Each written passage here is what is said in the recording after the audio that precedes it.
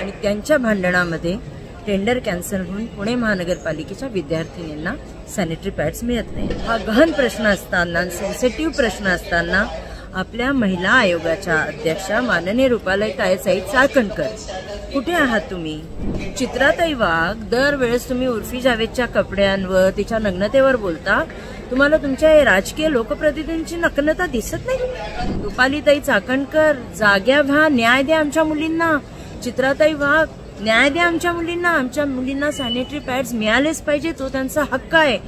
काल आपण सगळ्यांनी पाहिलंच असेल पुणे महानगरपालिकेच्या टेंडरमध्ये कसे लोकप्रतिनिधींची टक्केवारी आणि ह्याच्यासाठी भांडणं चालू आहेत आणि त्यांच्या भांडणामध्ये टेंडर कॅन्सल होऊन पुणे महानगरपालिकेच्या विद्यार्थिनींना सॅनिटरी पॅड्स मिळत नाहीत। गेले 2 वर्ष ही भांडणं चालू आहेत आणि त्या मुली त्यापासून वंचित आहेत। त्यांच्या आरोग्याचा हा गहन प्रश्न असताना, सेन्सिटिव्ह प्रश्न असताना आपल्या महिला आयोगाच्या अध्यक्षा माननीय रुपालीताई चाकणकर कुठे आहात तुम्ही?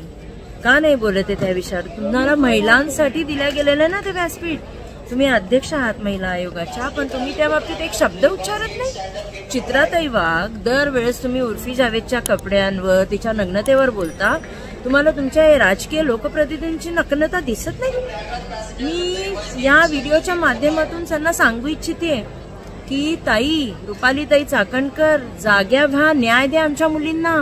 चित्राताई वाघ, न्याय द्या आमच्या मुलींना सॅनिटरी पॅड्स मिळालेच पाहिजे, तो त्यांचा हक्क आहे।